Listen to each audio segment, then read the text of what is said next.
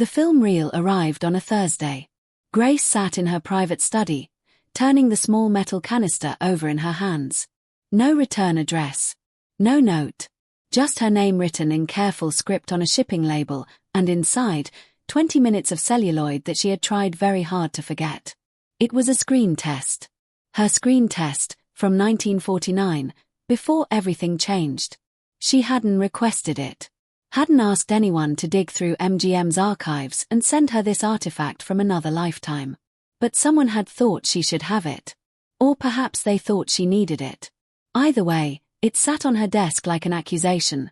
Small, cold, and impossibly heavy. Grace set the canister down and stared at it for a long moment. Outside her window, Monaco gleamed in the afternoon sun. The harbour dotted with white yachts, the casino like a jewel, the narrow streets climbing the hillside. A postcard kingdom. A beautiful cage. 17 years had passed since she had stood in front of a movie camera. 17 years since she had heard action and felt that particular electricity that came from becoming someone else. 17 years since Grace Kelly, actress, had existed. Now there was only Princess Grace. Perpetual. Unchanging. Eternal. She was 43 years old, and she felt like a ghost. Grace picked up the phone and called down to the palace projection room. "Could you set up the small screening room for me? I have something I'd like to view. Privately." 20 minutes later, she sat alone in the darkened room as the projectionist threaded the film. He asked if she needed anything else. She told him no, she would manage the equipment herself. He hesitated. Protocol disliked leaving a princess alone with machinery, but her voice was calm, final. He left, closing the door behind him with a soft click. Grace was alone with her past. She started the projector. The image flickered to life, black and white, slightly grainy, the quality not quite perfect. And there she was. 20 years old, impossibly young, her face unlined and open in a way that Grace barely remembered being possible. The young woman on screen was reading for a role Grace couldn't even remember now. Something forgettable, probably. She hadn't gotten the part. She could tell from the nervous energy in her performance, the way she was trying too hard, searching for approval in the invisible darkness beyond the camera. But God, she was alive. The young Grace Kelly moved with an urgency that the woman in the screening room had forgotten existed. Her gestures were too big, her delivery uncertain, but underneath the technical imperfection was something raw and real, hunger. Passion. The desperate desire to prove herself, to be seen, to matter. Grace watched herself stumble through the scene, saw the moment her younger self lost the thread of the character, the brief flash of panic before she recovered. She watched the clumsy ending, the forced smile, the thank you for your time that rang with the knowledge that she had failed. The screen went white. The reel ran out, slapping against itself with a rhythmic clicking. Grace sat in the darkness and cried. Not delicate tears. Not the kind of crying a princess was supposed to do. Dignified, contained, discreet. She sobbed, her whole body shaking, years of repressed grief pouring out in the privacy of the darkened room. She cried for that young woman on screen who had wanted so badly to be an actress. She cried for the career she had built and then destroyed. She cried for every role she would never play, every character she would never inhabit, every moment of creative joy she had sacrificed for a crown. But most of all, she cried for herself. For the woman she had become. For Princess Grace, who smiled through state dinners and ribbon cuttings and endless, meaningless obligations while Grace Kelly rotted away inside her like something buried alive. When the tears finally stopped, Grace turned off the projector and sat in the darkness, feeling hollowed out and strangely clean. The grief was still there, it was always there, but naming it, allowing it to exist, felt like a kind of mercy. She rewound the film carefully, placed it back in its canister, and carried it back to her study. She should probably destroy it. Burn it. Or lock it away somewhere it could never be found. The last thing she needed was for someone to discover their princess weeping over a failed screen test from 1949. But she didn't destroy it. Instead, she placed it in the bottom drawer of her desk, next to the letters from Hitchcock she had never answered, the scripts she had been sent and declined, the programs from theatre productions she would never perform in. Her archive of might-have-beens. That evening, there was a reception for visiting Swiss diplomats. Grace, dressed in Dior, wore the appropriate jewels, arranged her face into the expression expected of her. She stood next to Rainier and smiled as he discussed trade agreements and cultural exchanges. She was perfect. She was always perfect. But something had shifted. Watching that screen test, seeing the young woman she had been, had cracked something open inside her. A dangerous awareness that she had spent 17 years trying to suppress. She was dying here. Slowly, invisibly, but dying nonetheless. The realization should have been devastating. Instead, it felt almost like relief. At least now she could name it. At least now she knew what this feeling was that had been growing inside her for nearly 2 decades. This was grief. This was loss. This was the slow death of self.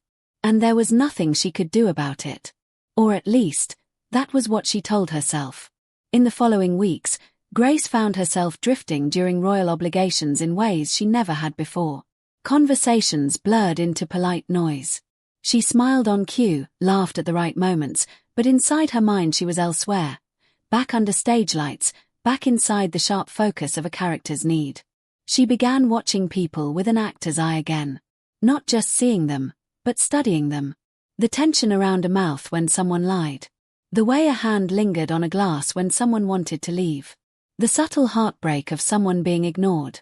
During one gala, she noticed a young pianist performing in the corner of the ballroom. His hands trembled slightly as he played, but his expression carried intense concentration and fragile determination. Grace recognized the look immediately.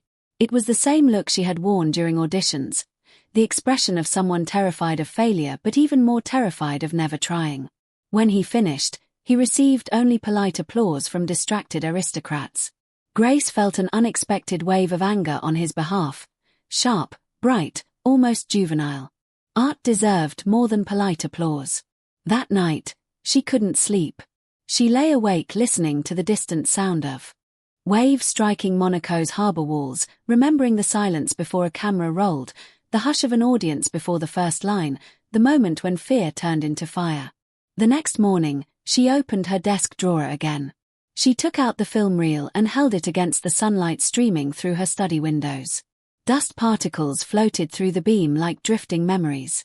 For the first time, she allowed herself to wonder, not about what she had lost, but about what might still remain. Grace began taking long walks through Monaco's streets, often without her security detail, wearing dark glasses and simple clothes that wouldn't draw attention. She wanted anonymity. She wanted to be nobody in particular. She wanted to be free. During these walks, she would sometimes pass by the small theatre in the old town. It was nothing fancy, a converted warehouse that showed foreign films and occasionally hosted live performances. Grace had attended official functions there over the years, ribbon cuttings and fundraisers, always as Princess Grace, always performing her role. But now she found herself stopping outside, reading the playbills, wondering what it would feel like to sit in the audience as just another person watching a play. One afternoon, she bought a ticket. The play was Chekhov's The Seagull, performed by a local amateur company. Grace slipped into a seat in the back row just as the lights dimmed, her heart pounding with a strange mixture of fear and excitement. No one recognized her. No one knew that Princess Grace of Monaco was sitting in the cheap seats, watching amateur actors stumble through one of theatre's great masterpieces. The production was imperfect. The actress playing Nina was too young and inexperienced to fully capture the character's tragic arc. The actor playing Trigorin kept forgetting his lines. The set was minimal, the costumes clearly borrowed from various sources. It was the most beautiful thing Grace had seen in 17 years. She sat transfixed, watching these ordinary people pour their hearts into Chekhov's story of artistic ambition and romantic disappointment. They weren't perfect. They would never be stars. Most of them probably had day jobs, lives outside the theatre, dreams that would never be fully realized. But for these 2 hours, they were alive in a way Grace had forgotten was possible. When the play ended, when the cast took their bows to modest applause, Grace found herself clapping harder than anyone else in the small audience. The actress playing Nina looked surprised by the enthusiasm, smiled in her direction, took an extra bow. Grace wanted to rush backstage, to tell them all how beautiful it had been, how much it had meant to her. But she couldn't. Princess Grace couldn't be found lurking in the dressing rooms of amateur theatre companies. So she slipped out before the lights came up and walked home through Monaco's darkening streets, feeling something she hadn't felt in years. Hope. It was dangerous, this hope. It whispered impossible things. What if she could act again? Not professionally, perhaps. Her royal duties would never allow that. But somewhere small, somewhere private. Somewhere she could remember what it felt like to be Grace Kelly instead of Princess Grace. The idea seemed absurd. Reckless. Dangerous. And slowly, carefully, a plan began to form. There was a small theatre workshop held every Thursday evening in Monaco's community centre. It was attended by housewives and shopkeepers and retirees, people who loved theatre but had no professional ambitions. They gathered to read plays aloud, to practice scenes, to share their passion for the art. Grace started attending. She went in disguise, a dark wig, plain clothes, glasses. She gave a false name, Grace Grimaldi. Close enough to her real name to respond naturally, but common enough in Monaco to raise no suspicion. The first evening, her hands shook as she walked into the community centre. What if someone recognized her? What if this was a terrible mistake? What if she had forgotten how to act, how to be Grace Kelly instead of Princess Grace? But no one recognized her. They welcomed her warmly, asked where she was from, offered her tea. She told them she was new to Monaco, that she had done some amateur theatre in her youth. They asked if she would like to read for a scene. Grace's heart pounded as she accepted a script. It was just a reading, nothing formal. But as she began to speak the lines, as she felt the character's emotions begin to flow through her, she experienced something she had thought was lost forever. She felt alive. The workshop became her secret. Every Thursday evening, Princess Grace had migraine headaches that required her to rest in her private quarters. No one questioned it. No one suspected that she was instead sneaking out of the palace to sit in a shabby community centre, reading Ibsen and Williams and Shaw with a group of theatre enthusiasts who had no idea they were working with one of Hollywood's greatest actresses. For those few hours each week, Grace Kelly existed again. The first weeks were difficult. Grace was rusty, uncertain. 17 years of royal composure had buried her instincts deep. She held back when every part of her wanted to lean in, to take risks, to be bold the way Hitchcock had once pushed her to be. The princess never allowed boldness. The princess allowed only grace and restraint. But the workshop was forgiving. These people came not to judge but to feel. They clapped after every reading, even the stumbling ones. They offered tea and warm words and genuine enthusiasm. And slowly, week by week, something in Grace began to thaw. One evening they read Tennessee Williams, a scene between a mother and daughter, the daughter furious, desperate to escape expectations that were crushing her. Grace read the daughter's lines, and something cracked open inside her without warning. The words came out raw, unguarded, carrying 17 years of silent frustration she had never been permitted to express. The room went completely still.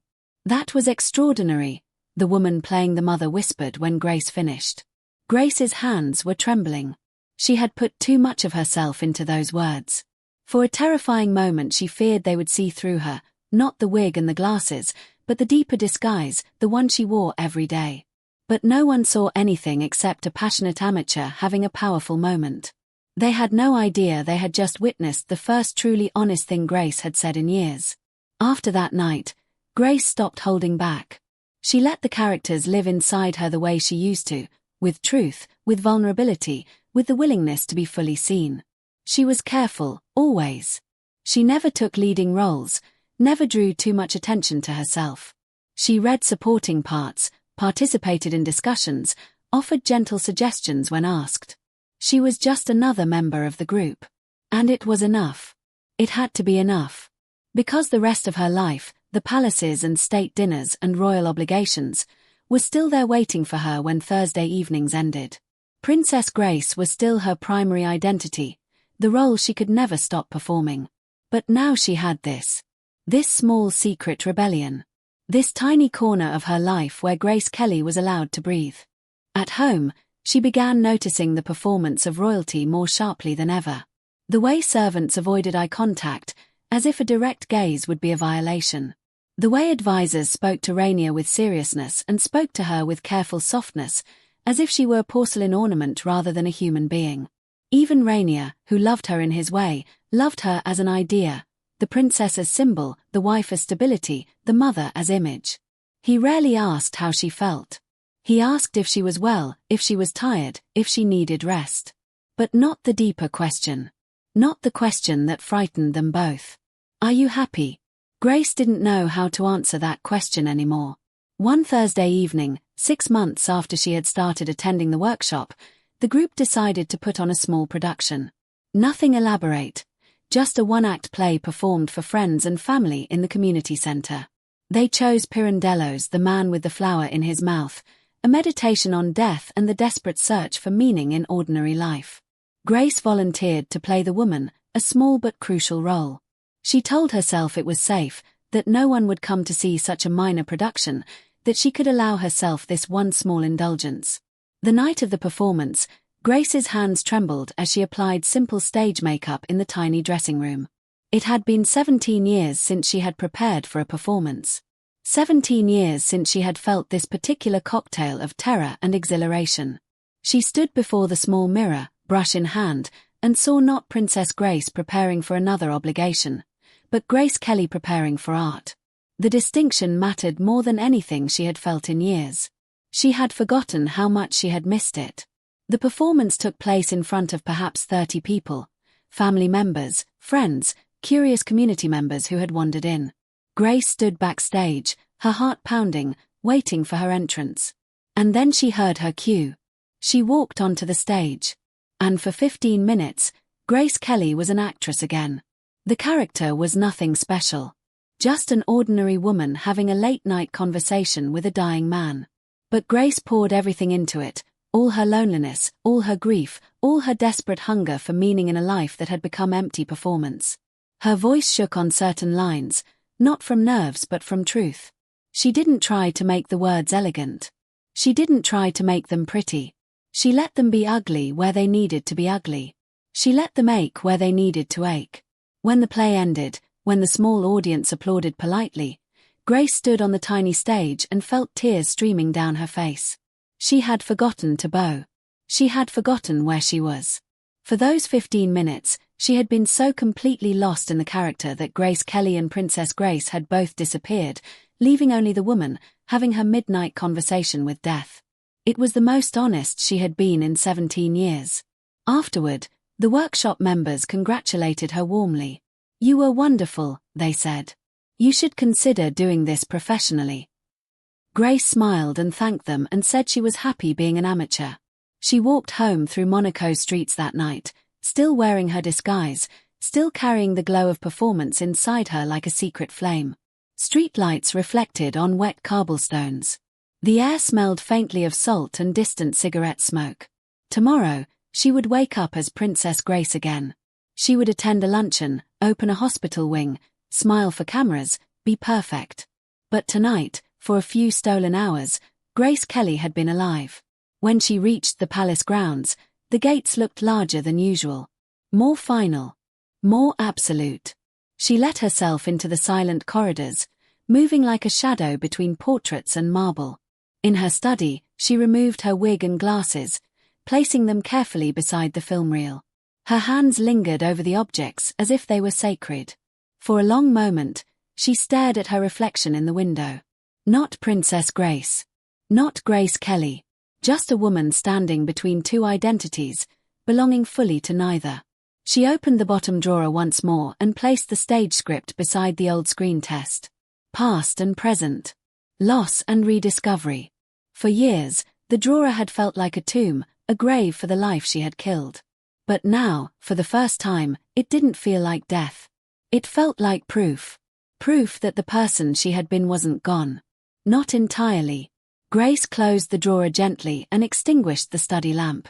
As darkness settled around her, she allowed herself a small, private smile. Tomorrow would come with its schedules and ceremonies. Tomorrow would demand the princess again. But now she carried something else. A secret stage. A hidden audience. A stolen life. And somewhere inside her, quiet but undeniable, Grace Kelly was breathing again. And this time, she intended to keep her alive. Because it was all she would ever have. And, for the moment, it was enough.